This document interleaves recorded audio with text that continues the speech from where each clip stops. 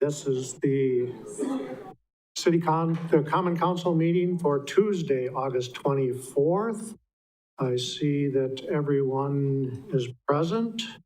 I'll call the meeting to order and we'll stand for the Pledge of Allegiance.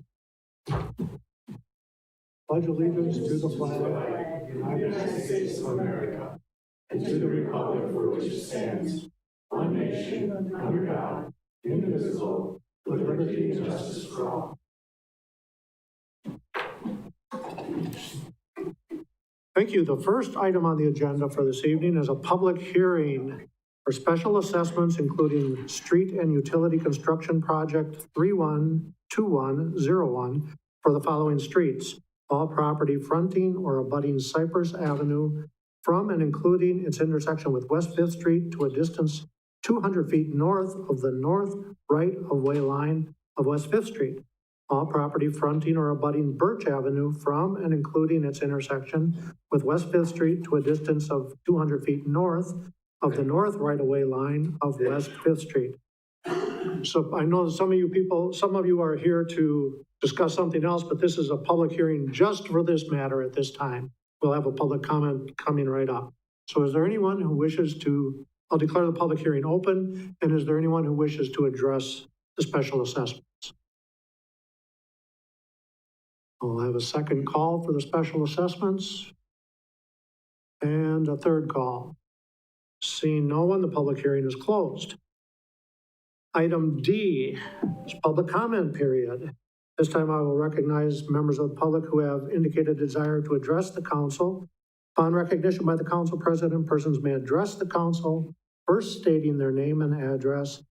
The council may act on emergency matters introduced by members of the public. Is there a member of the public who wishes to speak?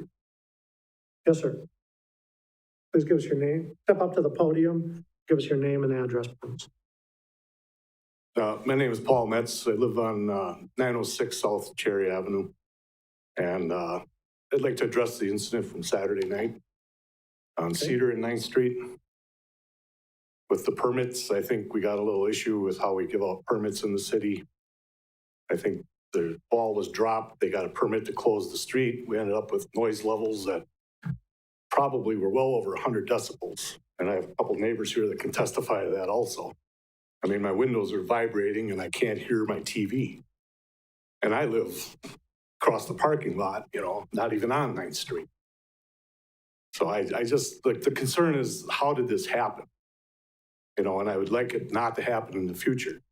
You get a permit to close the street. I think people assume I'm having a block party, so now I can blast my music as long as I want, as loud as I want to. And unfortunately our officers, some of them weren't up to speed on some of the ordinances and thought that permit also included exceeding the 80 decibel level. Therefore, we suffered from noon until 10 p.m. with music that was out of control. I couldn't sit on my deck. You can't enjoy a summer evening. Only 2 people in the entire neighborhood were notified of this, and they were only notified because it affected their driveways.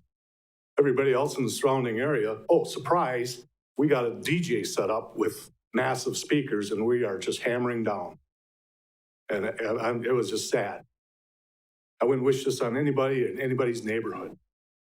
We've had troubles with those 2 properties since I've been there for 3 years. And it just seems year after year, every summer, it's allowed to continue. The only respite we get is when winter comes, it gets a little quieter. But as far as summer evenings, I don't stay home. And I'm telling you, we looked at a new house yesterday, and we are seriously thinking about putting our house on the market because my property values are affected by these places. And do I want to stay in the city? I'm really disappointed, very disappointed. So I hope that the council will look at how the street department hands out the permits and where's the communication breakdown. To me, if you're handing out a permit to close a city street, number one, is it for construction? Why are we closing it? Oh, it's for a party. Well, then we should skip over to another paragraph and address that party. What is this party going to entail?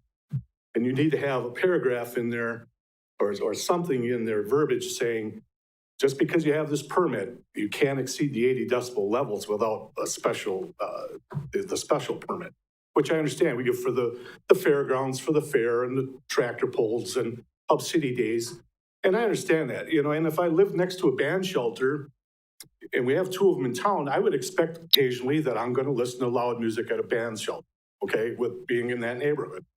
Residential neighborhood, I don't expect to have to put up with that. And then to bring a level of violence into our neighborhood. That's what happened. We brought a level of violence. Somebody got cut. And that should never have happened. And it was all provoked because why?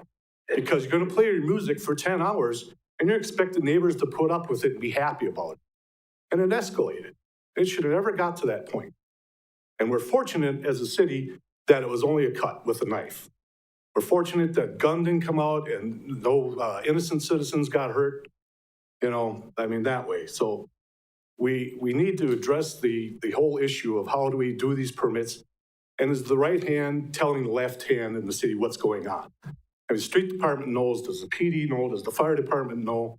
And if they do know, do they know what the municipal codes are for ordinances? What is the decibel levels? What are we maintaining that? And I'm certainly sure we do have a decibel meter somewhere within the city that somebody can come over and stand there and go, "Ooh, that's a little loud." And that's really all we're looking for. And we want the neighborhood cleaned up. Our tax dollars we pay the tax dollars. We just expect the basic rights and courtesies that every citizen in this town has that pays taxes. You have the right to sit in your backyard on your deck on a Saturday evening without being, harassed. That's basically what it was. It was 10 hours of harassment. 10 hours. And we let it go on. And I am really disappointed in the city about that. It should never have happened, and I hope it never happens again. So, thank you for your time. Thank you. Anyone else who wishes to speak? Yes, sir. Yeah, my name is Paul Peterson. I live at 306 East 9th Street, which is right across the street. This whole ordeal with these people has been going on for close to 3 years. Noise complaints, ordinance violations, police come over, ordinance people come over, and nothing ever gets done. And as Paul said, I like to sit in my house and open my front door and just sit and watch TV. Well, there's times where I can't because it's so loud. And I should not have to close my door just so I can listen to my television. And I do have one other question about zoning. I looked it up. Those duplexes are zoned for single-family residences.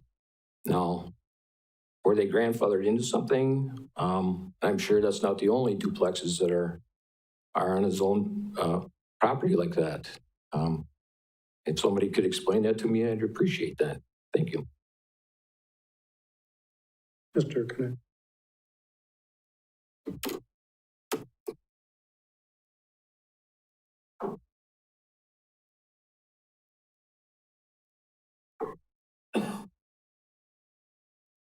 Thank you. I just wanted to take a minute and explain the process for requesting the street closure. I did approve that closure. We have a fairly simple process for requesting a street closure by just giving in writing the dates, times, the limits of the closure and so forth. We review that from a traffic impact perspective to say, does this bother traffic? Is there ways to get around the closure? But it's only for the street closure. Our policy does not have a means of vetting the event that's happening within that closure. And honestly, we haven't had to do that in the past. We grant a handful of these each year, whether it's a neighborhood or a downtown business who wants to close a block for an event or something. We haven't had issues like this crop up in the past. I guess this one shows that we have some communication breakdown. Knowing now what we know about this event, we should have had the clerk involved with the noise permit side of things. Police and fire are notified right off the bat because of closure and maybe limited access in the event of an emergency and so forth. But our policy is fairly straightforward. We haven't denied these in the past. but we haven't had problems like this before either. So I think taking a fresh look at how we handle these and communicate them will be one of our next steps. Thank you. Anyone else who wishes to speak? Yes, ma'am. I'm Kathy Wilson. I live at 319 East 9th Street, which unfortunately is right across the alley from the residence we're talking about tonight. I lived there 37 years, and when I moved there, I did not know that it was duplex. And well, in 1984, you didn't find that much out about property. But anyhow, it has turned out to be quite a collection of druggies coming in and going. And Jim Cram had me working for a long, long time, documenting people that came there, driver's license and everything. And he said it's hard to do, I know, but it right now upstairs, supposedly, there are some drug dealers up above that have been there before, kicked out, and they're back again. So it does nothing for our property value. And I take pride in what I have in my house. And I think that I put my house on the market, it'd take a hit because of this. Thank you. You're welcome. Anyone else who wishes to speak? Okay, thank you for your comments tonight. Chief, can we count on you to look into this a little deeper? Or do you want to say something? Please.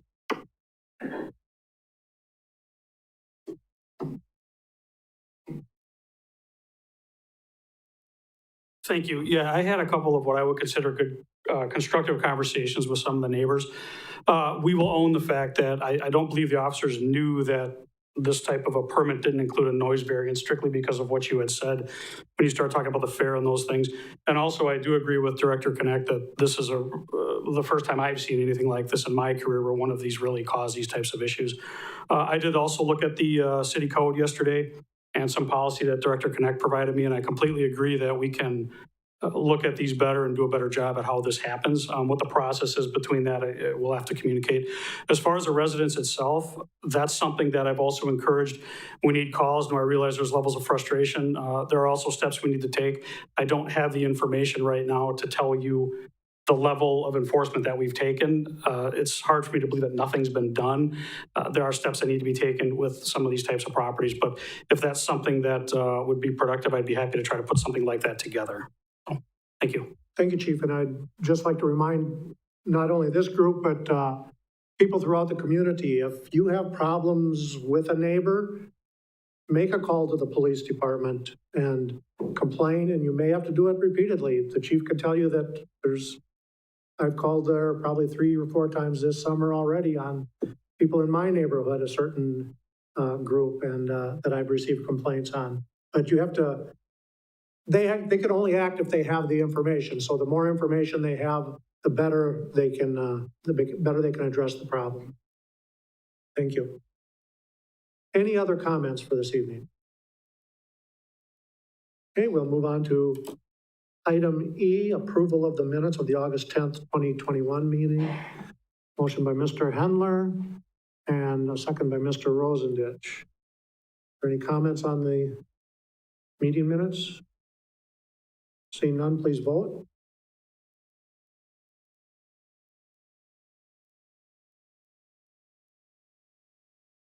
And Mr. Fire.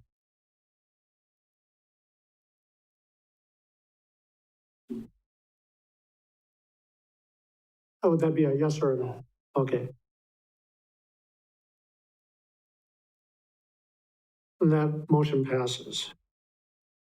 Item F, staff updates. Not aware of any tonight. Okay, thank you, Steve.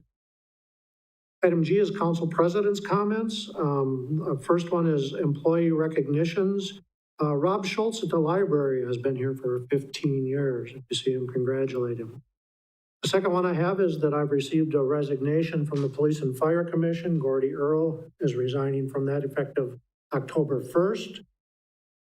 Gordy's been involved, he tells me, in city politics for 40 years. He's been on the Board of Review, the Elections Commission for many years, spent 10 years on the city council with us, some of us, and he's most recently served on the Police and Fire Commission. We all owe Gordy a debt of gratitude for his years of service. And I told him it'd be difficult. I tried to talk him into staying, and then I told him it'd be difficult to replace him, but we do have to replace him. So there will be a press release forthcoming, but for anybody who wants to get ahead of the game, we'll be looking for someone to fill that position, and that can be done by contacting Amy Krogman on the city website. Any council comments tonight?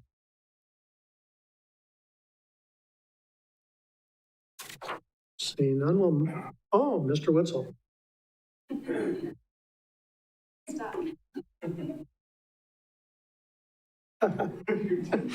Thank you. I see the residents have left. I wanted to thank them for coming forth and expressing their concerns. I've talked with all of them on the phone, and when we get to items for future agendas, I will bring this up again.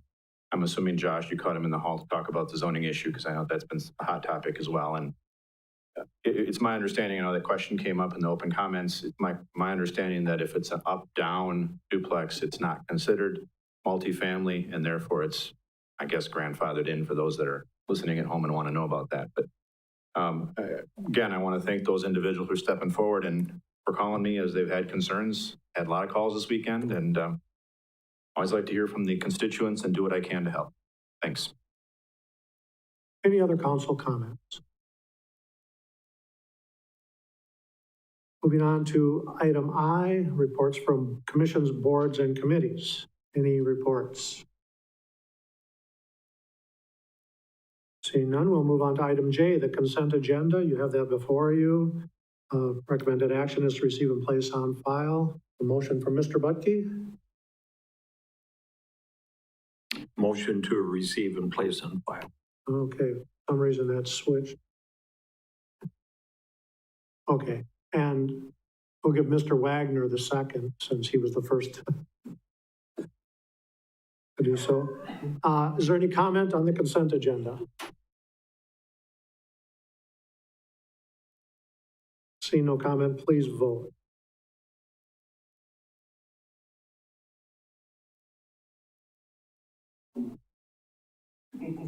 Fire votes yes, and that motion carries. There were no items removed from the consent agenda.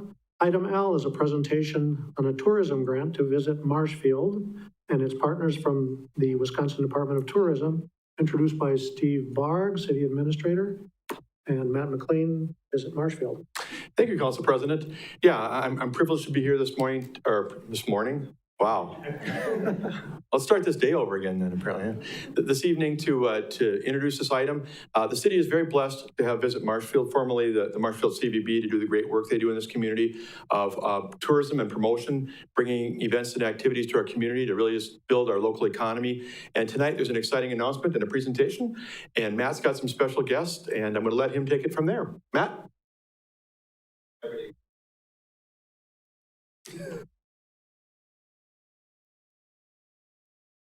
Thank you for having me tonight. Again, I'm Matt McLean, Executive Director of Visit Marshfield, and I have a bunch of partners and colleagues and everybody here with me tonight. So let me do some introductions. This is Sarah Barish from the Stevens Point Convention and Visitors Bureau, Meredith Klecker from the Wisconsin Rapids Convention and Visitors Bureau, Jeff Anderson, State Department of Tourism, Representative Rosar, and Nikki Claude from Visit Marshfield. And the reason we are here tonight is Jeff Anderson wanted to come present us an award. We applied for what's called a joint effort marketing grant, known as a GEM grant with the State Department of Tourism. And it's really to market, really they're pushing for COVID recovery. As you know, the hospitality industry and hotels have been hit really hard. And they made it kind of, you have to work with your regional team. And so Sarah and Meredith and I have worked together forever, really. I've been here 9 years, and we've worked together on many different projects. We have a great regional, effort. So we decided, well, hey, let's put together and put a campaign out about outdoors. So we created Play Outdoors in Central Wisconsin as our theme of getting people out. As you know, being outside is during the COVID pandemic has been something people do and people enjoy.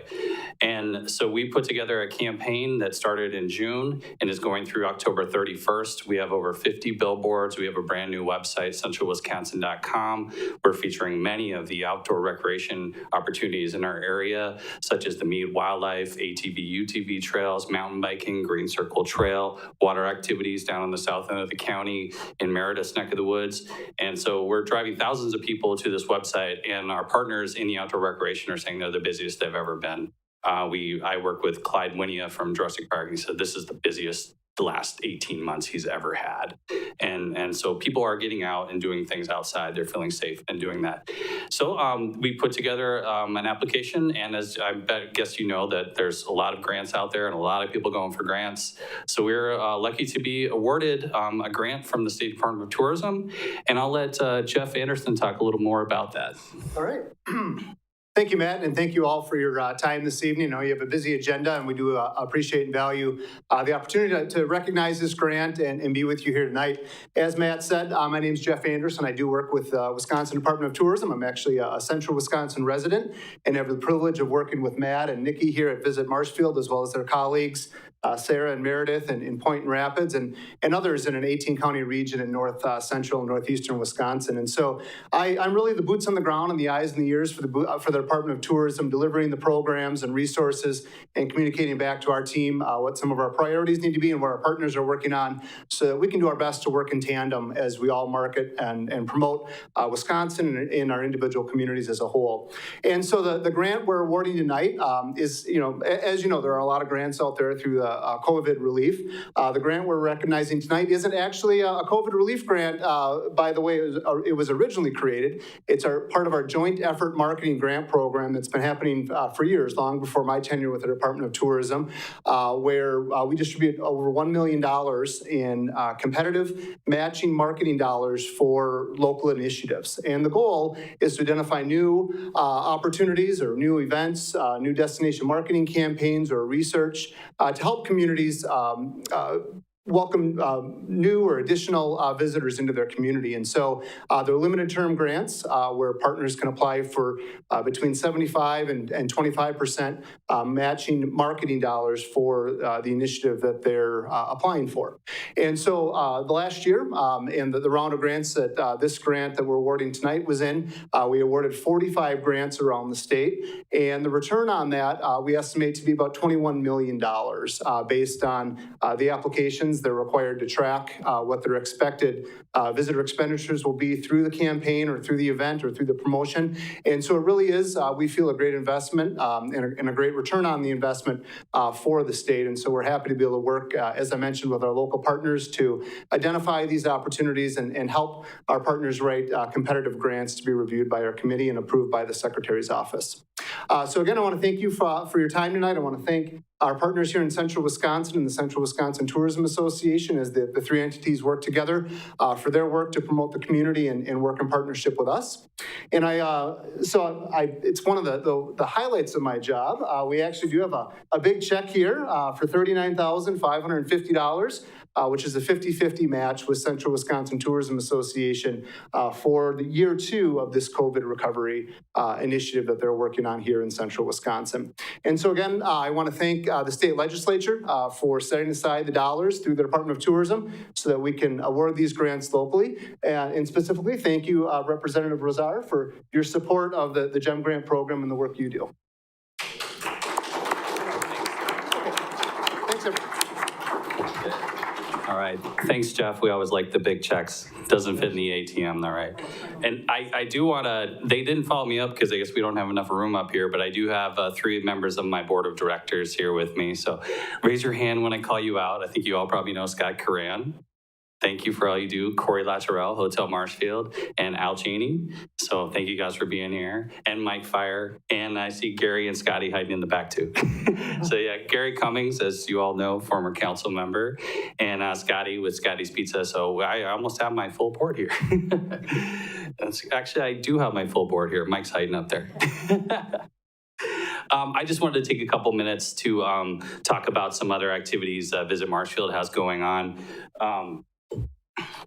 So we've really been focusing on trying to get grants. So over the last 2 years, and some of these dollars are with the partners, we've received over $244,219.92 in grants. And with that, we've been able to keep the lights on. And we've also have some emergency reserve funding that has kept us open.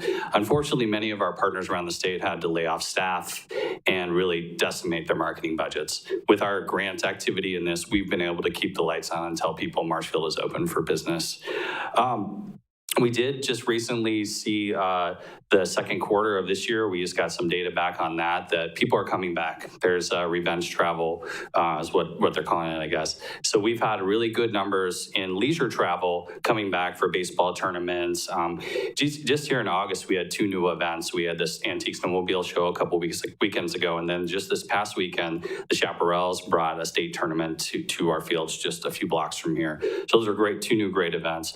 So I'm excited that we're starting to see some rebound and recovery, but it's going to be a long road. 2018, 2019, we set record numbers.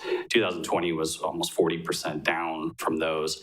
And so we've got a lot of work to go. And I know with current public health situation here, it could be getting more challenging. I do also want to thank the Economic Development Board. Been working with them closely. We recently completed a sports tourism and feasibility study. And really some quick takeaways from that is that this group, the Huddle Up group, who's experts in this field, have recommended that Marshfield it would be feasible to build a winter sports facility here to help service our hockey groups, curling groups, and ice skating groups. They really kind of talked about the facilities are crumbling and failing, and those facilities and groups bring in $1.4 million of economic activity during the winter. If we were able to build a new facility in the future here, it could make $1.4 million go to $3.5 million. And the core piece of that would be 2 sheets of ice for hockey and a new curling club. So that's a project that we're working on, and I'll be talking with you more about that in the future as well. I also did want to point out, we've been working with Josh Miller and the EDB pretty closely, and there actually was about 9 points in their strategic plan that align with our plans for Visit Marshfield. And we're going to be also doing some new strategic planning here in the near future, and I invite any council members or staff to please come join us as we want to work hand in hand and make sure we're working together. Let's see, what else here? I do want to invite you to Maple Fall Fest. It's coming up. It's less than a month away here. I do need some volunteers. Great way to meet your constituents in public. And I'll give you a free t-shirt and get your breakfast. I'm actually excited to say too that we are sold out. We've sold all our vendor spaces that we want. We've sold all our food vendor spaces.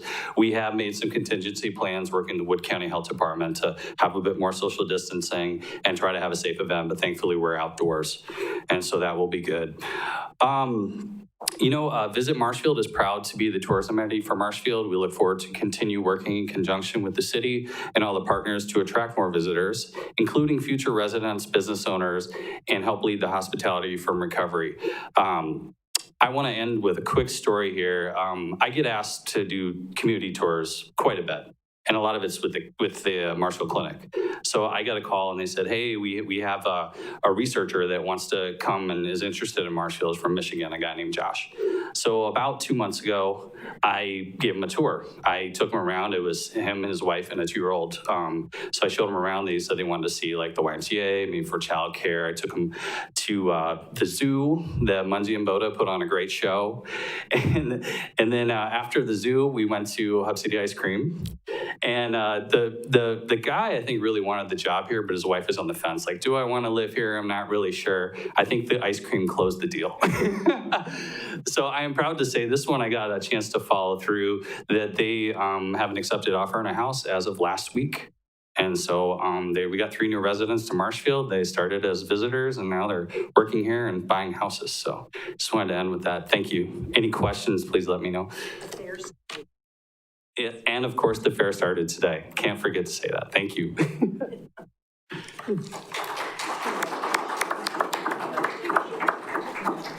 Thank you, Matt, and thank you the whole Visit Marshfield team. for everything that you do to promote Marshfield. We need people to come to visit to see that we have great things here and that it is a good place to live. So we appreciate everything you do. Thank you very much. Appreciate all you do. Any comments or questions for Matt? Thank you. And thank you for the big check too, of course. You're welcome, thank you. I think Ron can cash that.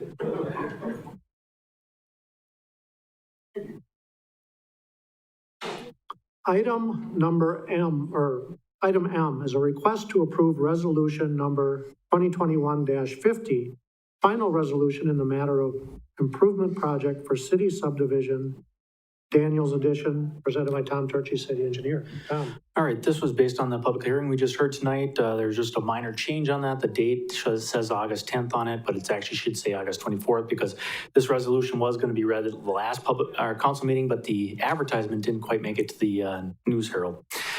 This project, the way it was funded, did save the 4 residents that are associated with this project an average of $5,350 per special assessment.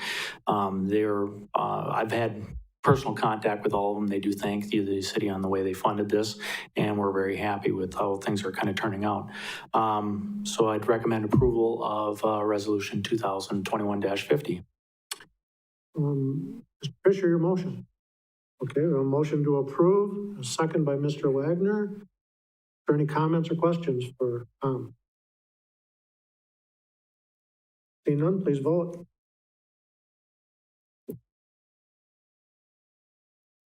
Fire? And that motion carries unanimously. Thank you. Item N, an introduction to amend the official map to widen the public right-of-way on Lincoln Avenue near the intersection of Lincoln Avenue and Ives Street, and to adjust the boundary of the public right-of-way at the corner of 8th Street and Holly Avenue, presented by Josh Miller, Development Services Director. Josh. Thank you. Yeah, the city's official map really allows us to plan for future streets and street widths and rights-of-way acquisitions. This past spring, we did receive 2 certified survey maps that would be dedicating certain portions of land to the city. One was along Lincoln Avenue. It was part of a Town of Lincoln certified survey map and extraterritorial review. And the other one was part of the lift station down on Lincoln and on Holly Avenue and 8th Street. So really, the Plan Commission did review those, and those lands were dedicated as right-of-way. And part of that discussion was we need to go back and clean up the official map. So this is just an introduction at this point. We would ask the council to refer it back to Plan Commission, and it would have a public hearing at the council level at a later date. But right now, those are just the 2 items that we're looking to clean up for the official map. Okay, Mr. Butke, your motion? Motion to approve. To refer to the Plan Commission? Okay, and second by Mr. Hendler. Is there any discussion on that? I don't see any, so please vote.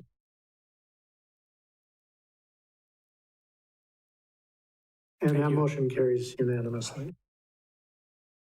Item O, a response to concerns related to city communications raised by the August 3rd Finance, Budget, and Personnel Committee meeting, presented by Steve Barg, City Administrator. Steve. Thank you. This won't be a real long report, but half of this body was at the Finance, Budget, and Personnel Committee meeting on August 3rd. Hopefully some of the rest of you saw it on a replay on TV, got a chance to get familiar with some of the discussion. The item on the agenda was to look at the job description of the communications director and also the role of both the director and the department in general in city communications. And there were some questions, there were some concerns raised there. In fact, the conversation went on for about a half an hour. So when the meeting got to be about 5 or 10 after 7, I had some thoughts, but it was late enough to where I thought it'd be appropriate to wait. And then it seemed to make more sense to bring it to this entire body. If you think about the city, we adopted a strategic plan 3 years ago in December of 2018. We're looking at updating it again soon. Staff's been working on that. You'll be seeing a document soon from us getting that process going as we look to 2022 through 2024. We had 5 pillars, as I call them, 5 areas that we try to focus on in that current strategic plan that we're operating under. And communications is one of them. right along with infrastructure, financial management, economic development, and human resources. So we take the area of communications very seriously. And obviously we did. We started a communications department at the beginning of 2019 when we brought Tom on, and then David Bennett joined him in March of that year, 2019. So I want to touch on this a little bit. The concern that was raised, if I can kind of boil it down into a nutshell, and it's hard to boil 30 minutes into a small package, but the heart of what I took away is, are we doing our best to inform, educate, and engage the public, or are we falling short? Are we working closely enough with Tom? Does Tom have the tools he needs? And are we working together as a team in a way that gets the message out to people so that they know what's going on in our community? I know we've talked before about the fact that sometimes those of us who work here, and maybe council as well in some cases, probably not as much as staff, but we tend to be in a little bit of a bubble where we think if we talk about something enough at a meeting, the whole world knows. And that's not always the case. People have their lives. They don't come to our meetings. They don't necessarily see them. So we need to step out of that bubble and find ways to reach them. And I think that Tom has done a wonderful job through various platforms, cable TV, traditional media, website, social media like Facebook, in terms of working to try and get the word out about the things we're doing.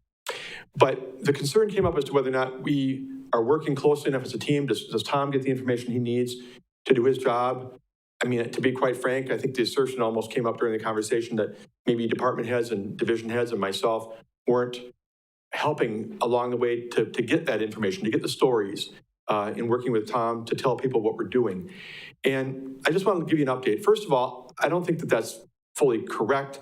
I think Tom works really, really hard and does a great job. But I think that department heads and division heads want to tell people what we're doing when they can, when they feel it's appropriate. And I think what we've been missing is sort of that connection, that closer connection between the communications director and our staff that kind of brings these out to have them feeling like they know what the director wants, they know what Tom is looking for. He knows, when to go to them and maybe try and get some information out of them to put a story together. And we had a meeting on Monday, the 16th, a week ago last night. So, and it was a good meeting, and we had all the department division heads were there. I was there, Tom was there, and we really delved into it. We talked for 90 minutes, I think it was, on this topic purely of communications. That was the whole topic for that 90 minutes. And a lot of things came out. There was some frank discussion about how we weren't connecting, why maybe department heads have a little bit of leeriness about, what he's looking for when a story is going to be released. Is it ready to be released, or is it premature? And Tom has his needs. If he's trying to build a story and get it out to the public, he's got to be working on it in advance. So in other words, let's say it's not ready for prime time for 6 weeks, but he needs to get some cooperation from them in some cases to get that story ready, to get video ready, to get the things necessary in place, that if it does get approved, it does move forward, that he has a story ready to tell the public on behalf of us. And we do need to tell our message in that way. But there's no indication that there's been any, I need to say this clearly, any obstruction or effort by department and division heads to keep Tom from doing his job. I'm not saying that it was said quite like that during the meeting, but I wanted to dispel that idea that could have come out of that discussion. It's just a matter of building those relationships. I've encouraged Tom to do what we sometimes here call rounding, which is to get out and have regular conversations with each of the department division heads, maybe just 5 or 10 minutes, maybe just a pop in and say, look, I know you had a meeting last week of a committee that you lead, and I saw there were a couple items on the agenda of interest, kind of piqued my attention. Is there a story brewing here? Is something going to come from this? And just get that relationship built even further so that those things can come forth. I'm a big believer. Anybody who knows me, it's all about relationship to me. I think that that's what makes us work together as a team. It's what staff and the council need. It's what we need with groups like Visit Marshfield, Mackey, and Main Street, quite frankly, in order to really gel. So I think there was been a little of that lacking, not through anyone's fault, but we made a really great start on August 16th. And I think Tom has seen some evidence since that meeting that there's been a couple of departments who've been bringing things forward to him in ways that they weren't necessarily before. Now they've got a better idea of the things he's looking for to help him do his job in informing the public. I know there have been a couple of incidents in the past that came out during the meeting of specific things that the council members on the Finance, Budget, and Personnel Committee think that we fell short in terms of maybe when and how we could have given information to our citizens. And those may be learning experiences for all of us. But I think we're on the right track.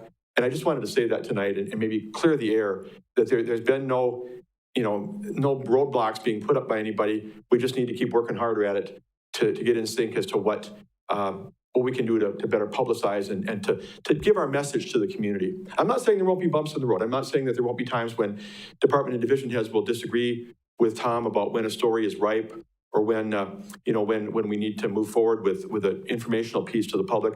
But I think some good things came out of it, and we're going to keep building on it.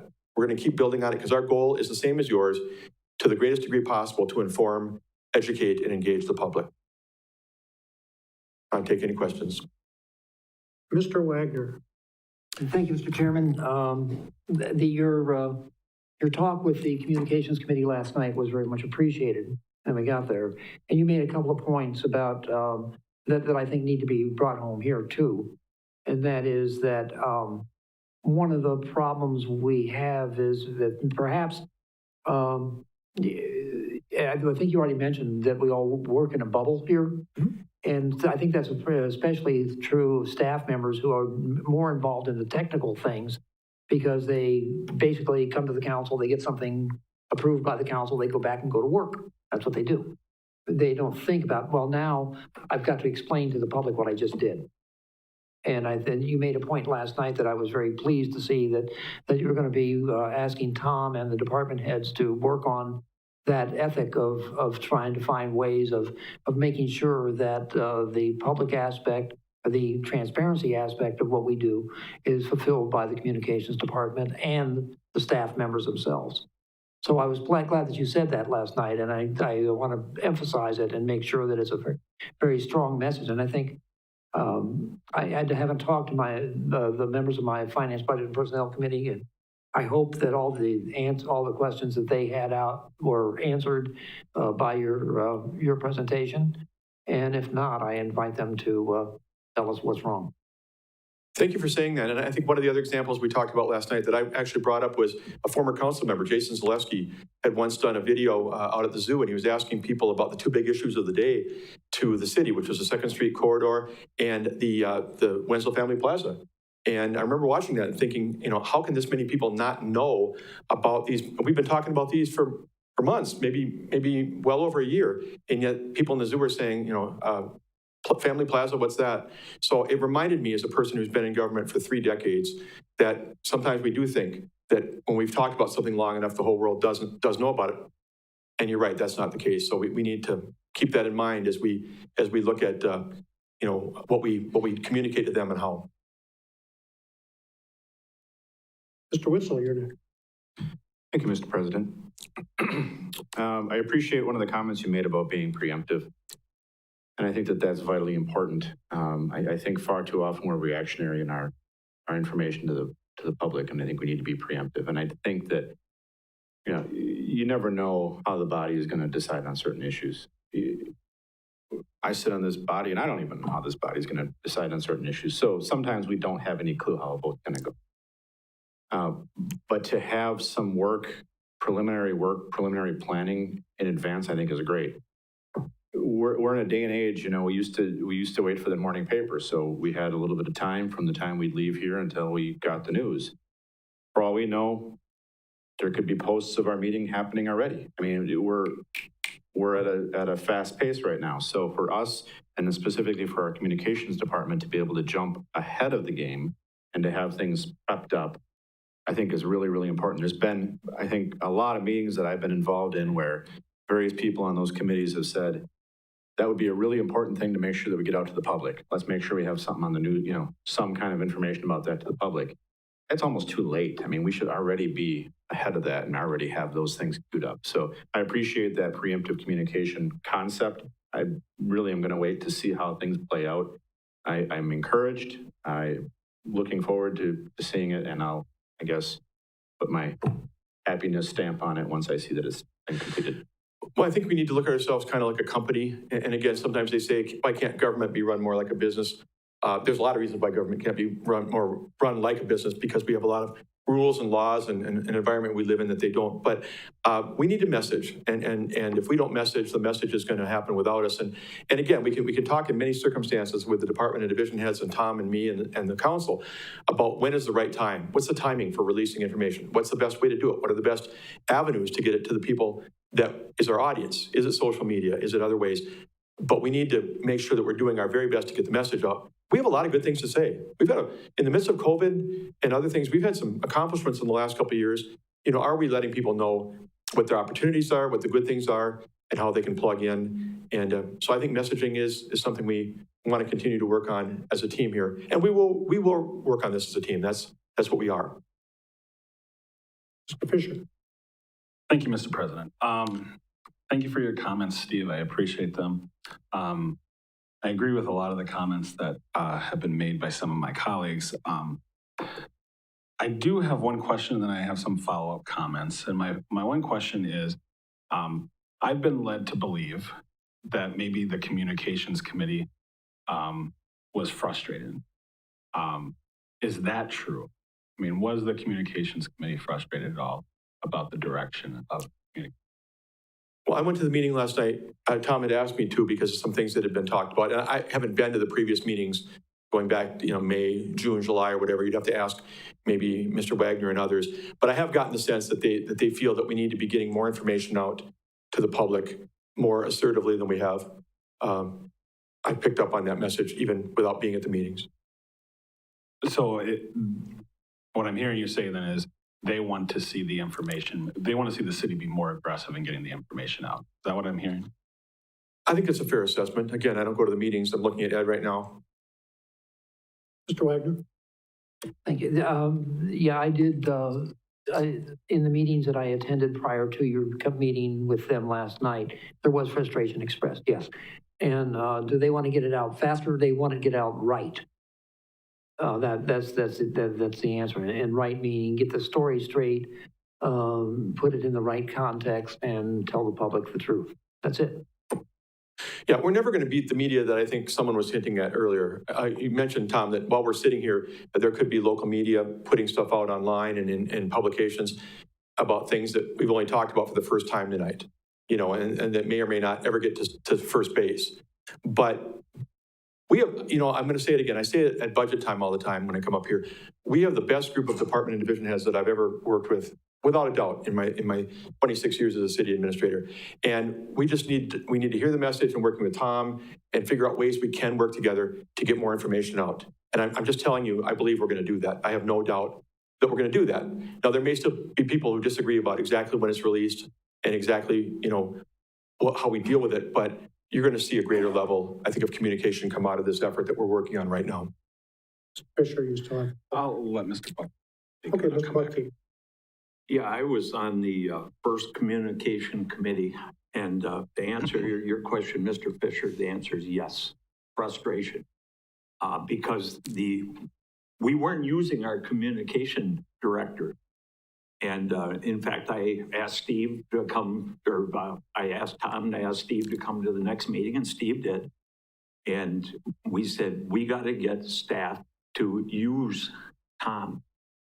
When we started the communication committee, it was all about staff is still going to be given the information, of course, but having a communication specialist, they know how to tweak it the right way to keep everybody out of trouble and to say it the right way. Not that staff wasn't, but there's a reason that we hired a communication person. And I was very frustrated back then. So this has been going on a while. I'm hoping now that staff members are going to use Tom and David more than what they were before. I think there's some reluctance because it was always that you guys did it before. And it was just comfortable for you. And now we got something new going on. So I would encourage, and I agree, we got a wonderful staff, but I will ask you guys, please use our communication people so that we can get the information out there. I've seen it myself where I could tell that we didn't go through the communication people. I talked to somebody in Wisconsin Rapids one time, and I don't know if they've got a work rule or whatever, but you have to go to the communication. I don't necessarily want to go there, but I think it's going to be very important to use the communication people and get this going like we intended. Thank you. Yeah, I mean, we didn't have a communications department until 2019, so certainly many of our departments and divisions are used to doing their own news releases and those kind of things. So it's been a process. I will say this, though, the whole thing is a two-way street. And, I think Mr. Wagner said it really well earlier. We have, I hope I'm giving the right person credit here. We have, department and division heads who come to meetings like Board of Public Works, Finance, and others, and things get approved, and they go back to their desks, and they get working on them, and they crank right up, and I'm going to make this happen. What do I need to do to take this policy or to take this approval from the elected officials and put it into play? And doing a story about it is literally not their first thought. And it's probably never going to be their first thought. So what I want to do is get this relationship a little bit tighter and this feel between Tom and the people we're talking about to where, he stops by and sees them, or, he gets to the point where they think of giving him a call and start kind of creating that environment. Like I said, it's nobody's fault that environment hasn't been created. It really isn't. It's a two-way street. And I think what I'm doing, I'll say it one more time, is trying to help people connect the dots. Because otherwise we have people who, honestly, their first thought is not, how do I release this to the public? And it may never be. But with help and with Tom being a bit more assertive and making more contact with them, I think it'll produce more reaching out on their behalf. As they see the results, they actually start to see the stories that come from that and the information that helps them as well. Mr. Fisher. Thank you, Mr. President. I just want to follow up with a few comments. First of all, thank you for answering my question, Steve, and Mr. Wagner and Mr. Bucky, because that was something I had been hearing, but is that the communications committee might be frustrated, and I wanted to know why. Some of my comments and thoughts are simply this. I think I would agree with you, Steve. I think we have some of the best staff and best department heads. In the short time I've been here, I have been impressed at just the level of professionalism coming from the people that I've had the privilege of working with. So I agree with you. I don't think this should be pointing fingers at anybody, but I also think we need to have a better system in place to communicate to the public. And that is my only concern, is what is the system moving forward and how do we best communicate to the public? Because communication, in my opinion, is constantly changing. I mean, if you had asked my grandparents or my parents, newspapers would have been the thing forever. Cable TV would have been the thing forever. I'll be honest with you, I don't remember the last time I've watched cable TV. I prefer picking up a phone and getting everything from my smartphone. Technology is constantly changing. The way we communicate is constantly changing, and we have to change with it. Personally, and this is nothing against cable TV, that is the least of my worries when it comes to communication. My concern is, how do we, in the next 12 months, 12 years, and 50 years, continue to communicate to the public so that they have the information at their fingertips? You're right, we're not a business. As much as I'd love for us to be more like a business, we are a public entity serving the citizens of Marshfield. And one of the things I have noticed is every time I get a call, not every time, but most of the time if I get a call or I'm getting an email, a citizen's frustrated. Very, very seldom do I get a attaboy, thank you, City of Marshfield, for doing this. And usually, I hate to say it, usually there is a breakdown in communication or there is lack of information. And I'm not saying that's always on the city, but there's at least a perceived sense of lack of communication, lack of information to the public. And so I think we need to strive better at having that system in place. And I'm sensing that's what you're trying to do, so I want to thank you for that. But I think this needs to be an ongoing conversation. Personally, I think you need to maybe bring this back even in 3 months and let us know how the city is going to improve its system to get, first and foremost, the communications department the information, because I do think we are missing key opportunities to get information to the public early on and not just right before. Thank you. Thank you. Any further comments or questions for Steve? 5-0. I won't be looking very good by the end of that time. Seeing none? Yeah, and I do, if council has comments later, please get them to me. You know where to find me. Give me a call, drop me an email if you think of something afterwards. You're the ones who hear directly from citizens, things that I never hear, believe it or not, in my role as city administrator. Let's work together and keep trying to press to get as much information out to the public as we're able to do. Okay, thank you, Steve. Thank you. Which brings us to item P, suggested items for future agendas.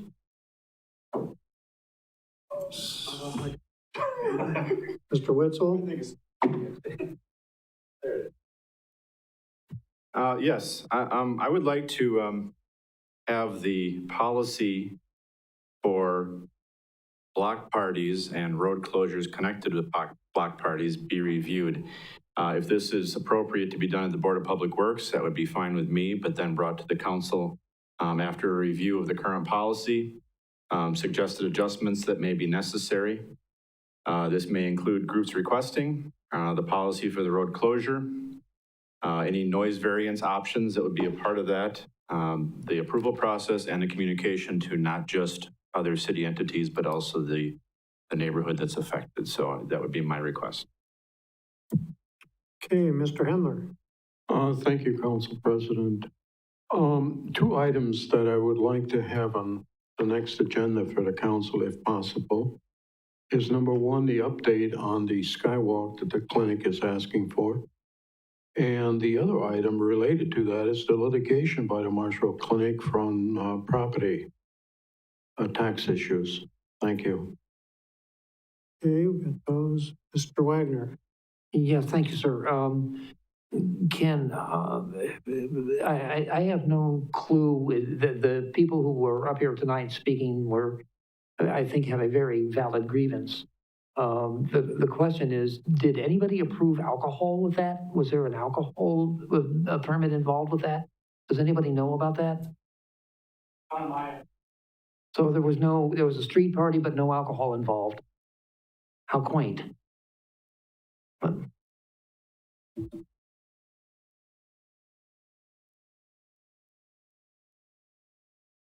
Any other items for future agendas? See none, I'll take a motion to adjourn. Mrs. Spiros. And a second by Mr. Butke. Even though a couple other people did it the right way. We're adjourned.